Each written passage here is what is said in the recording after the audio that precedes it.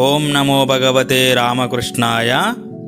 కోరికలు క్షణికమైన సంతృప్తిలో అంతులేని దుఃఖాన్ని మోసుకొస్తాయి.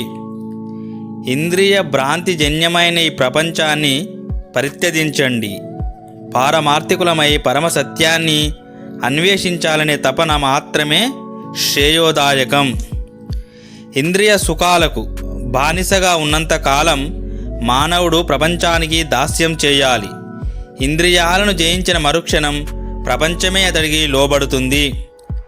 ప్రకృతి నుండి అన్నింటినీ పొందాలని అనుకుంటాము, కానీ ప్రకృతి మన సర్వస్వాన్ని సంగ్రహించి శక్తిని పూర్తిగా హరించి పక్కన పారేస్తుందని చివరికి తెలుస్తుంది.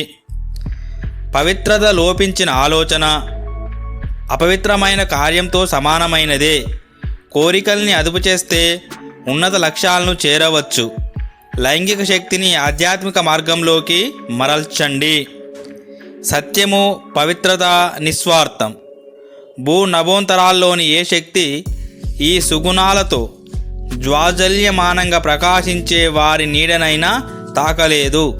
విశ్వమంతా ఒక్కటై ఎదిరించిన వారు ప్రతిఘటించగలరు.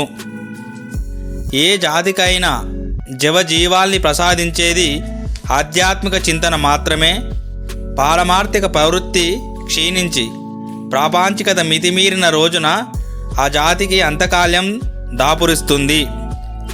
అంధకారం నుండి మానవులు వెలుగులోకి రావాలి. పవిత్రులై ఆధ్యాత్మిక ఉన్నతిని సాధిస్తూ విద్యావంతులు అవ్వాలి.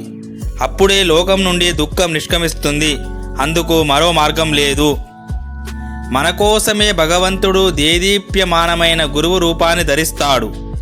గురుతత్వం అర్థమయ్యే కొద్దీ క్రమంగా నామరూపాలు రచించి దైవం నిజరూపంలో సాక్షాత్కరిస్తాడు.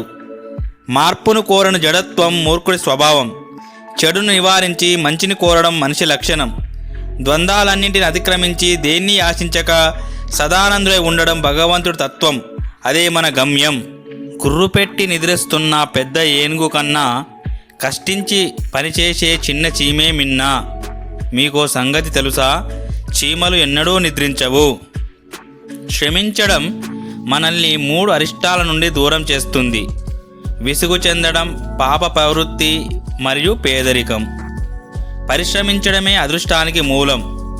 అలసత్వమే పాపాచరణానికి నాంది. ఈ లోకంలో పట్టుదలకు మరేది సాటి రాలేదు. ప్రతిభ సరిపోదు.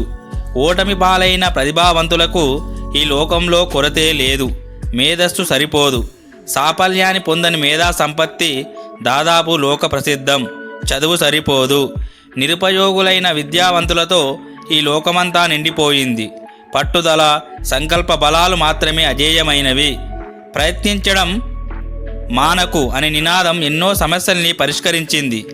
ఎప్పటికీ పరిష్కరిస్తూనే ఉంటుంది కూడా. కష్టించడంలోనూ రకాలు ఉన్నాయి. బుద్ధి బలంతో పనిచేసేవారు పరిపాలిస్తారు. శారీరక బలంతో పనిచేసేవారు పరిపాలింపబడతారు.